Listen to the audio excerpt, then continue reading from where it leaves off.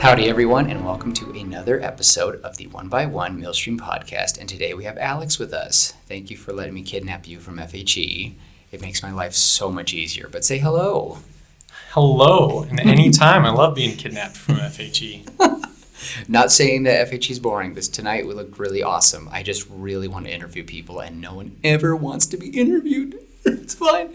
Anyway, but Alex, please just introduce yourself, as I've always asked everyone, whatever you feel comfortable with saying, how long you've been in the ward, whatsoever. The time is yours. So I'm Alex Jackson. My full name is Alexander Philip Jackson. Kind of a kingly royal name. Philip. Yeah, Wow, so Prince Alexander Philip the Great. here. And Alexander the Great's dad was Philip. Oh my gosh. It's kind of a royal name. Pretty awesome. Not planned by my parents, but, well, I mean, it kind of was, but I made the connection that it's a pretty majestic name. No, look at us, both of us having royal names. It's awesome. Yeah.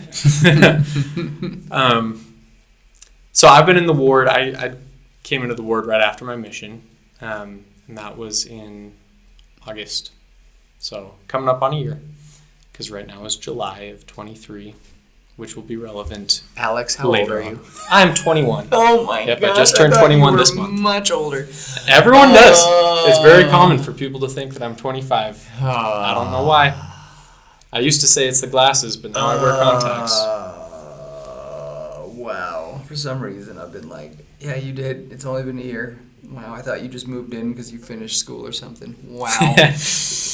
No, but that brings me to my next comment. Right now, I'm not currently taking classes. I install cabinets with my dad. Awesome. Yep.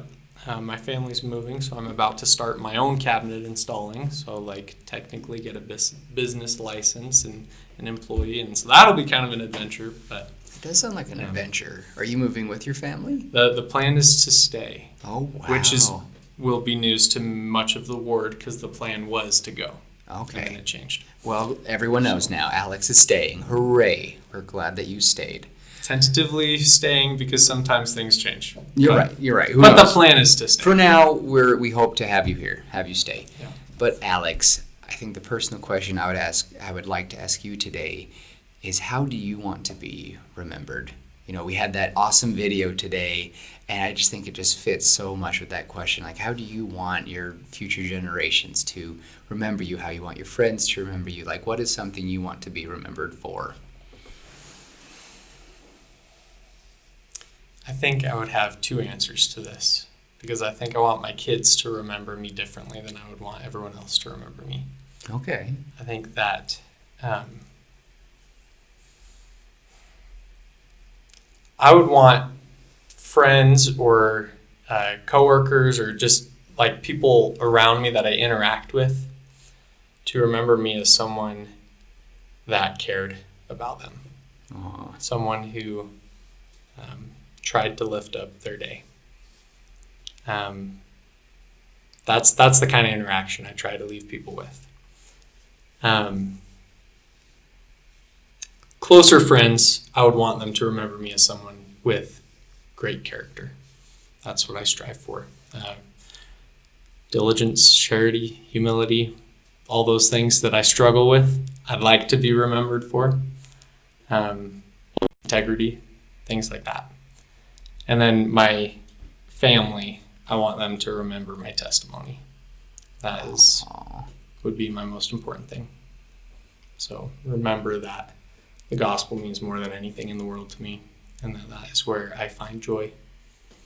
So you're kind of at a crossroads here in life. We don't know what's going to happen, and you're 21. It's a lot. Your early 20s is insane, and this is the guy who's talking at the end of his just turned 29. So I think the spiritual question I have for you is, you know, with all these crossroads coming toward you, and there will be many more coming at you, especially with dating, possible marriage, business ideas, schooling, whatever. What would you like to remember? Like, what would you want to tell future Alex when he is overwhelmed by these crossroads? What would you like him to remember?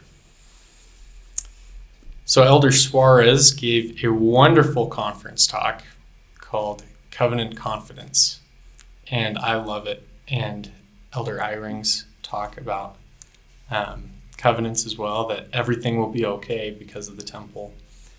I've pondered those talks a lot because the past getting close to 6 months now have been a little rockier than I would say the rest of my life. And I feel like every YSA says that. And I also feel like it's always true. So crazy time in the Millstream Ward, right? But I've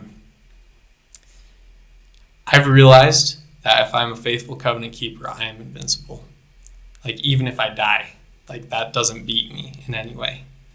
Like, there is so much more to winning than being alive or than having enough money or whatever. Like, these things that we consider losses are just nothing in comparison to what actual victory in this life looks like, right? And so that's what I would want to remember, the covenant confidence that if my standing before God is good, then what am I worried about?